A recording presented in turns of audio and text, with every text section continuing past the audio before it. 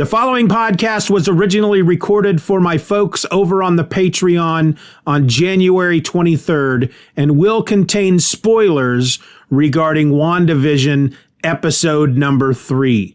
Proceed at your own risk.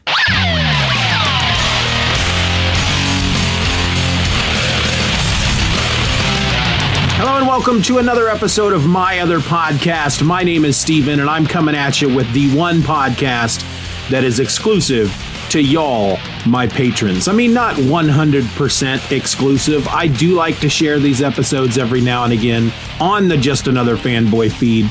And frankly, these episodes here, these bonus episodes I'm giving you now each week, in which I'm going to be talking about the show WandaVision on Disney+.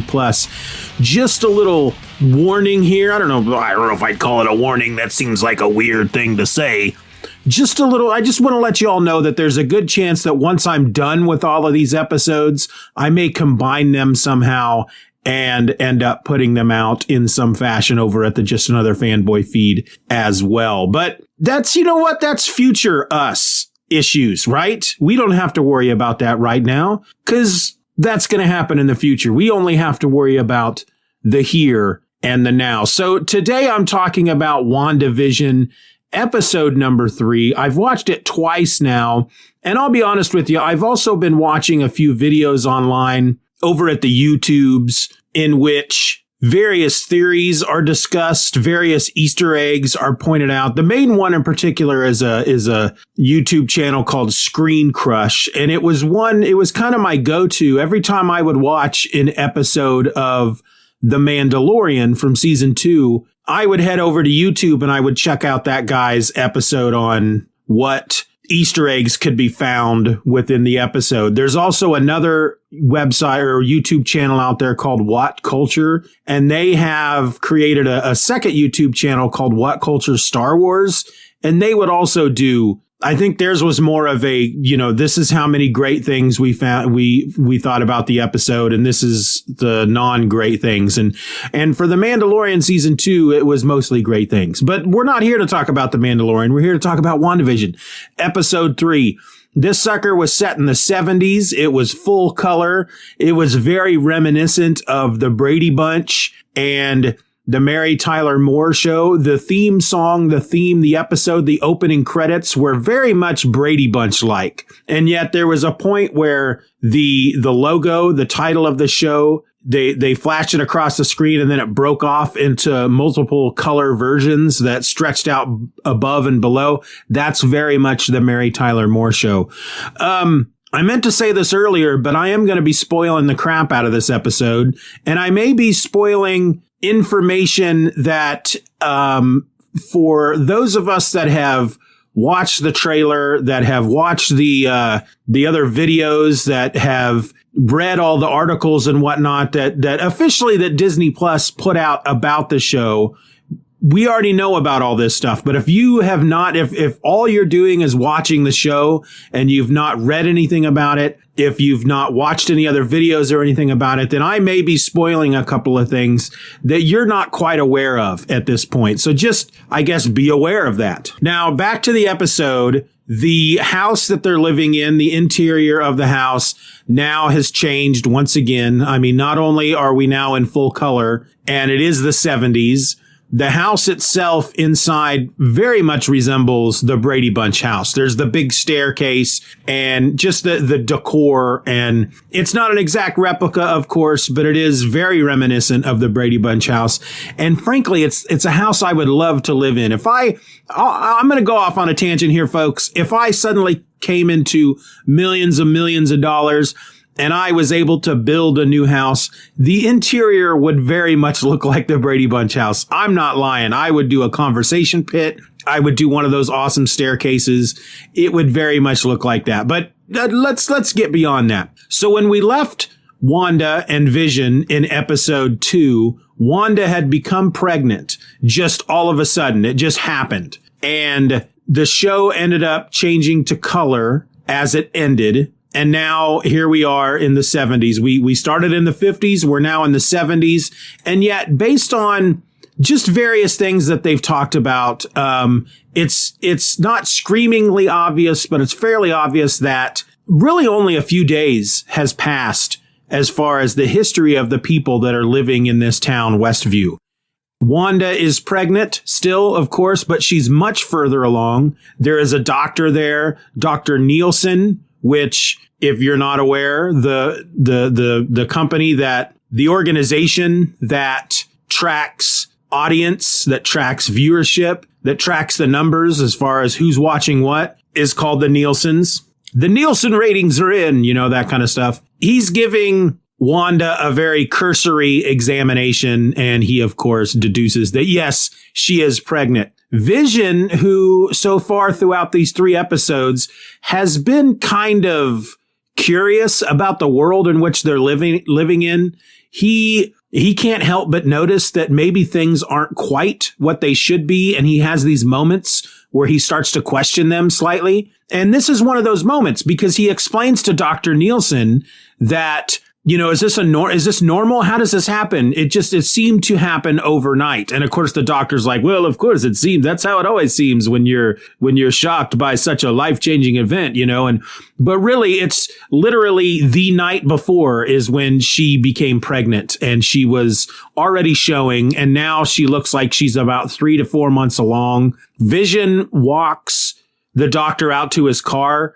And when he comes back in, she now looks like she's about 7 to 8 months along. So it's really progressing quite rapidly. They are at one point in the nursery. She's used her magic to put together the crib. She's using her magic to paint a stork on the wall. They're discussing names for the baby. She wants to go with Tommy. He wants to go with Billy. It's as I'm watching this and as I'm watching these videos about this, it really makes me feel like I should be reading John Byrne's run on West Coast Avengers, because I feel like when it comes to Wanda and Vision and their relationship and her getting pregnant and her having children and the introduction of, what is her name? Agnes, something or other, the witch. Let me look that up real quick. Agatha Harkness. That's who it is. I didn't have to look it up. It just suddenly dawned on me. That all happened in John Byrne's run. From what I recall, when I'm watching some of these videos, they're showing a lot of panels from John Byrne's run. I feel like I need to be reading that, and that may help me understand the show better. And not only that, but House of M. There's a lot of influence from House of M in this show as well. But we'll get to theories and whatnot here in a bit. So Wanda suddenly starts having Braxton Hicks contractions, which are false contractions. Vision is reading up about being pregnant, kind of a what to expect when you're expecting kind of book. He's practicing changing diapers on a doll that looks very much like the Kitty Carryall doll from an episode of the Brady Bunch. And then she ends up, he deduces based on how she's progressing that she will end up having the baby in 3 days. But she ends up having the baby or babies that day because she suddenly goes into labor. Vision takes off to go get the doctor who is supposed to be leaving on vacation. And he runs at super speed to find him. There's a really odd moment, if I can go back to near the beginning of the episode again, when he's walking, blah, blah, blah, blah, when he is walking Dr. Nielsen out to his car after he examines Wanda, their neighbor, Herb, who we just learned in this episode that he's their neighbor. He wasn't, we didn't know that in the other 2 episodes. We knew of Herb, but we didn't know that he was their neighbor. He is trimming his hedges with an electronic hedge trimmer. And at one point, he stops trimming the hedges. He's trimmed them so far down that he's now cutting into the brick wall that separates their property. And Vision finds it a bit curious, but he kind of points it out. He's like, hey, I think you're going a little too far on that hedge trimming there, Herb. And Herb's like, oh, yeah, I guess I am. Thanks, buddy. But he continues doing it in a very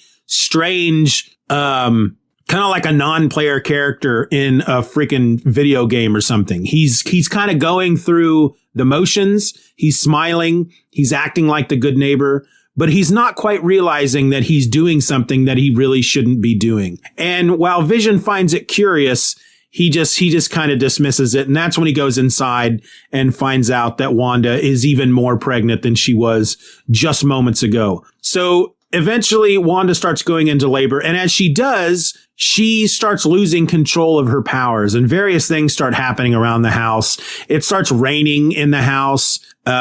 Paintings and whatnot are spinning, and Vision runs out to go get the doctor, who is still supposed to be in town. He's supposed to be leaving for vacation to Bermuda. Vision goes to get him. Well, in the meantime, Geraldine shows up. Now, here's where a spoiler comes in if all you've been doing is watching these episodes. But it has been revealed that Geraldine is actually Monica Rambeau. Now, Monica Rambeau is a character from the comic books from the 80s. She was introduced in the 80s in like a Spider-Man annual, but she ended up right away becoming a member of the Avengers under the name of Captain Marvel. She was actually one of my favorite characters. When I was reading comics, when I was getting into comics, that era of the Avengers in the 80s was my Avengers.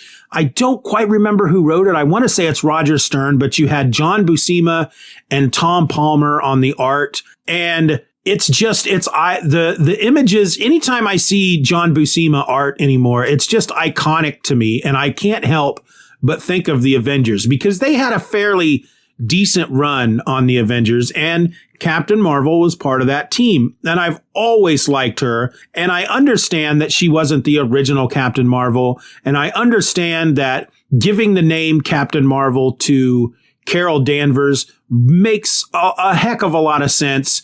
But regardless of what you call Monica Rambeau these days, whether it's Photon or I don't even remember some of the other names, she's always going to be Captain Marvel to me.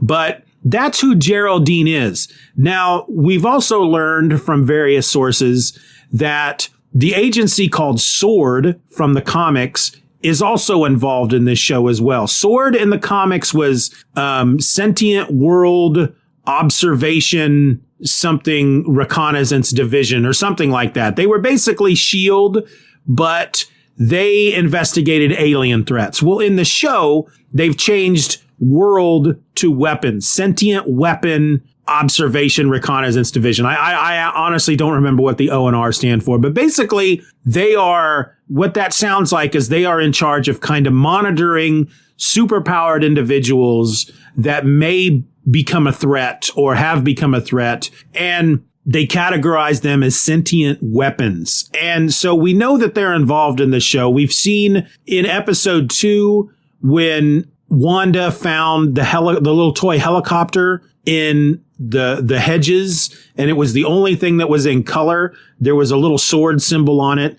The beekeeper at the end of episode 2 that came up out of the manhole in the street, he had a sword logo on his back. And Geraldine, whose real name is Monica, has a sword logo on a necklace. And she arrives at the house as Wanda is kind of going through these contractions. Wanda tries to disguise the fact that she's pregnant, and she uses a lot of television tropes when actual actresses on sitcoms would become pregnant and they want to hide that fact because the character is not pregnant.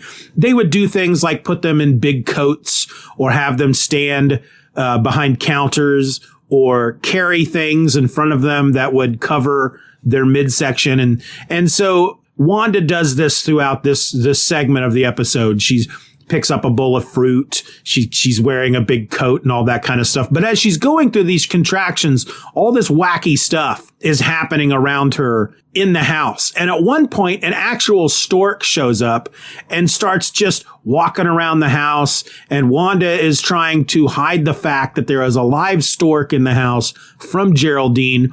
And on a number of occasions, tries to use her magic to make the stork disappear. And it surrounds, she like the stork is surrounded by this red cloudy mist, and the stork just shakes it off and keeps moving around the house. And there's a really wacky theory about this stork that I'm just going to go ahead and share now. But some people are maintaining the theory that this stork is Mephisto. And that's basically Marvel's version of the devil. And he does have a big part to play in the life of Wanda.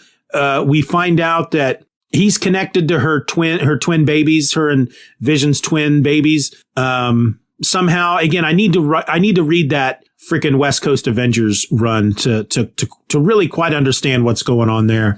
But there's also a theory that in episode 2, Agnes, the neighbor, is carrying a cage with a rabbit in it that she calls Mr. Scratchy. Well, the devil is often referred to in some areas of the United States and some cultures as Mr. Scratch. So people are theorizing, well, the rabbit is Mephisto and now the stork is Mephisto because it obviously can shake off the magic that she's throwing at it. I don't know. I don't know about all that. But Geraldine is there and finally, Wanda reveals that yes, she is pregnant and she's having the baby now. Geraldine helps her through it.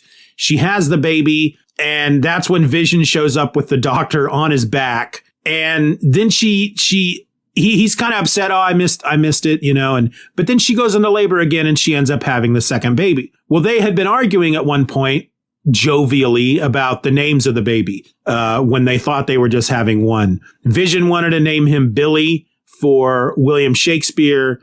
And Wanda wanted to name him Tommy because she thought it was just an all-around good American name.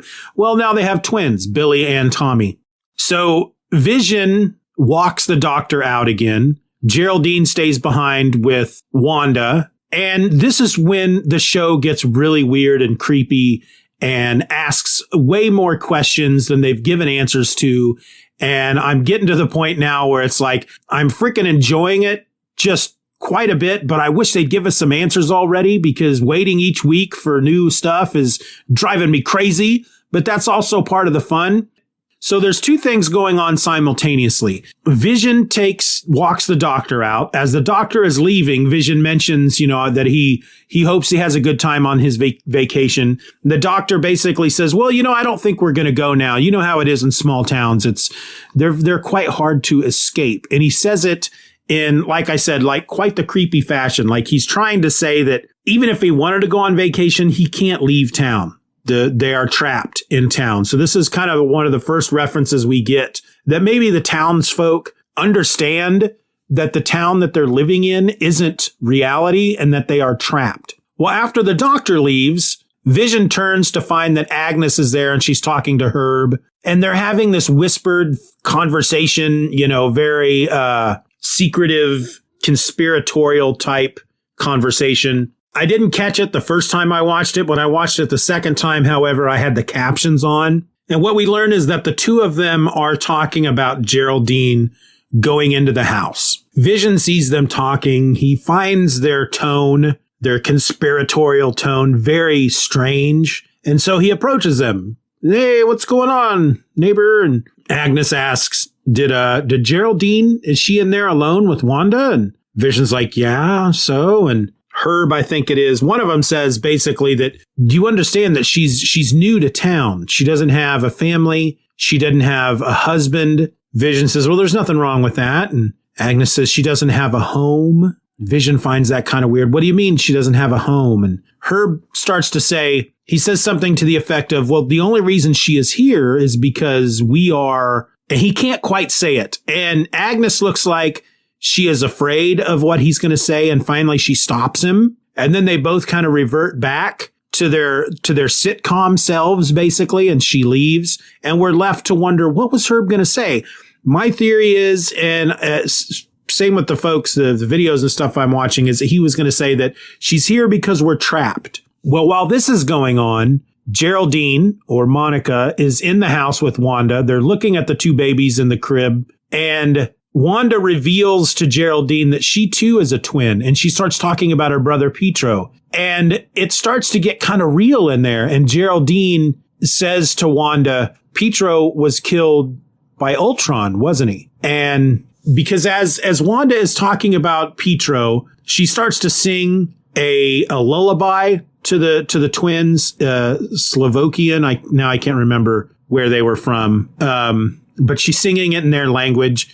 And that's when Geraldine says he was killed by Ultron, wasn't he? And Wanda says, what did you say? And that's when she kind of notices Geraldine's necklace. And Geraldine's like, well, no, I was just saying, you're a very lucky woman. And no, what were you just saying just a moment ago? And she notices a necklace and she goes, "What's that? What's that around your neck? What does that mean? What's?" And then she just suddenly harbors a great distrust for Geraldine. And that's when we go back to Vision, and Vision's talking to Herb and Agnes. And then he comes into the house and Wanda's there looking at the twins. Geraldine's not there. He asks where Geraldine is.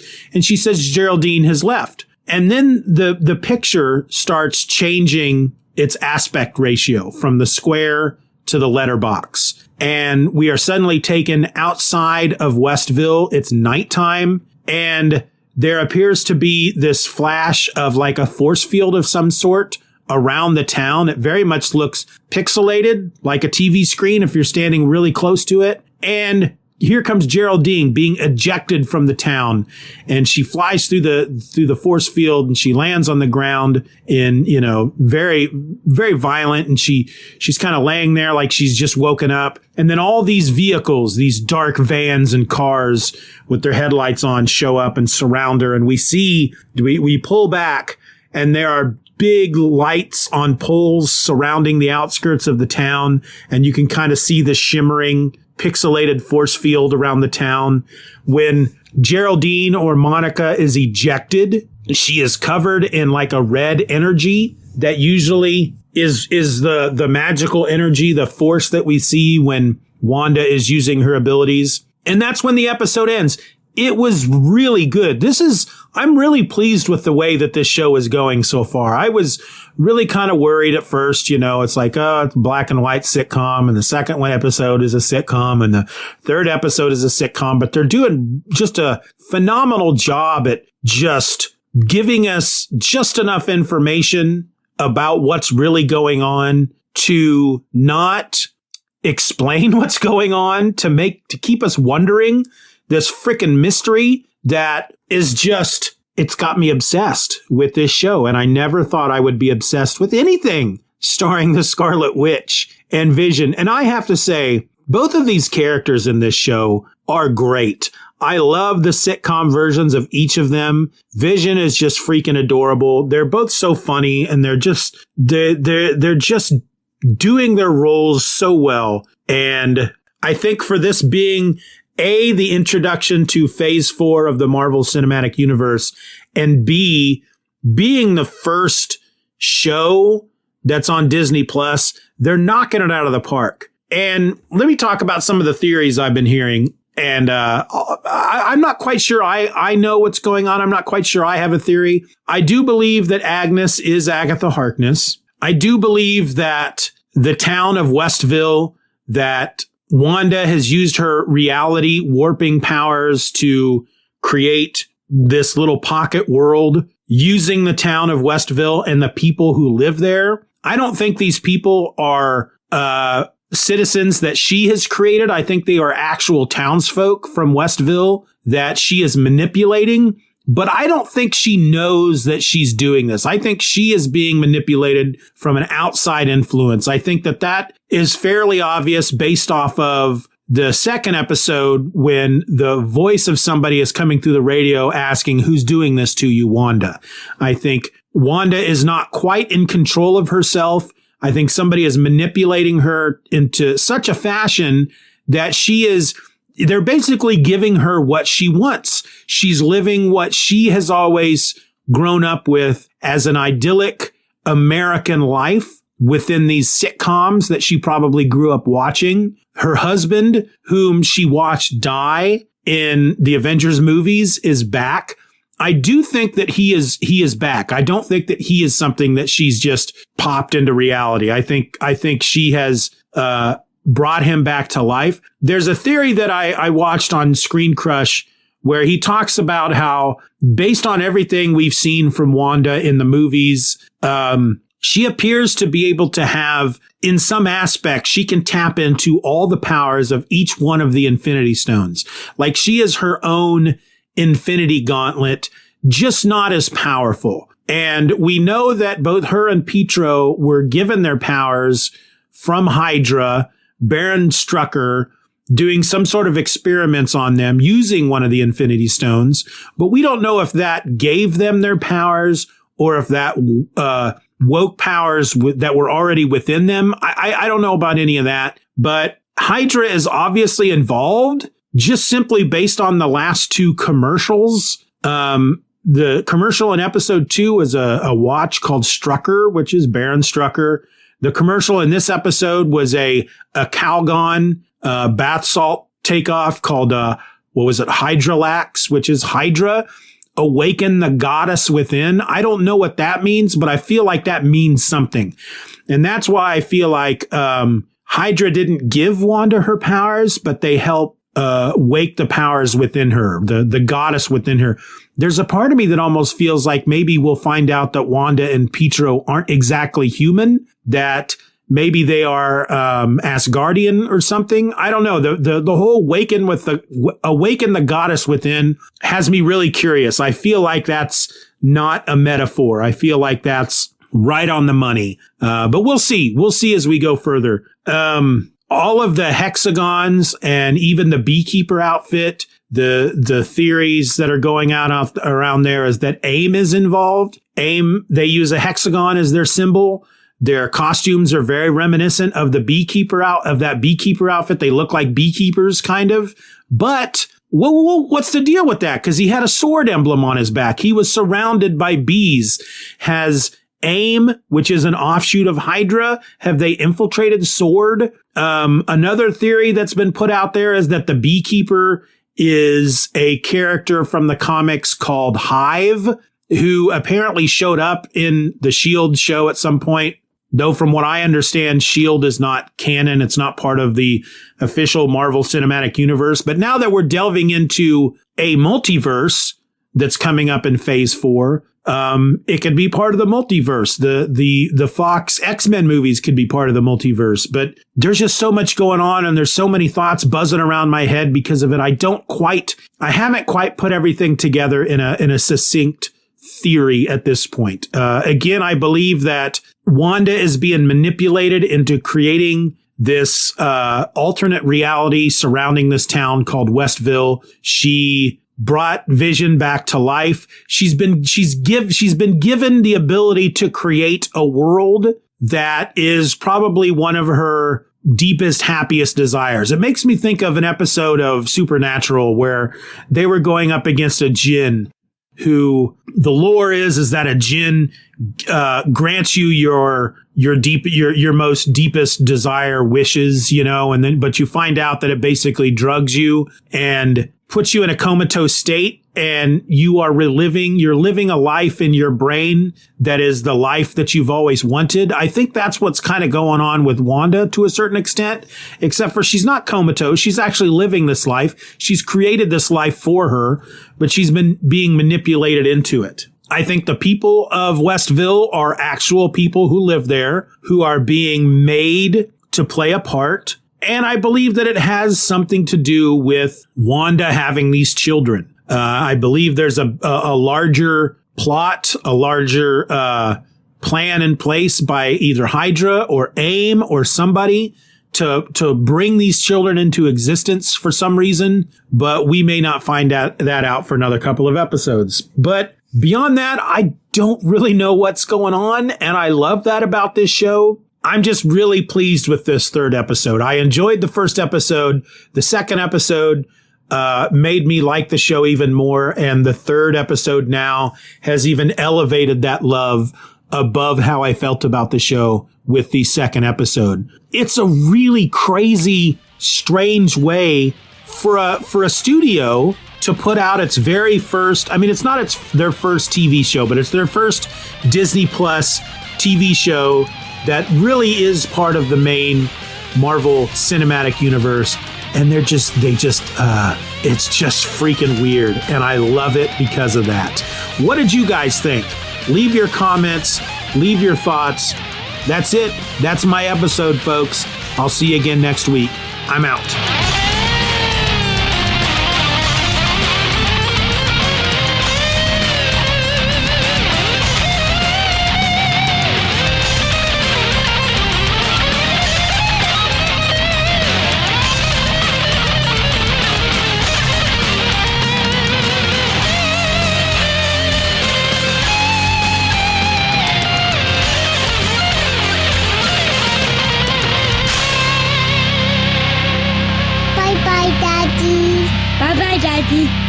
job.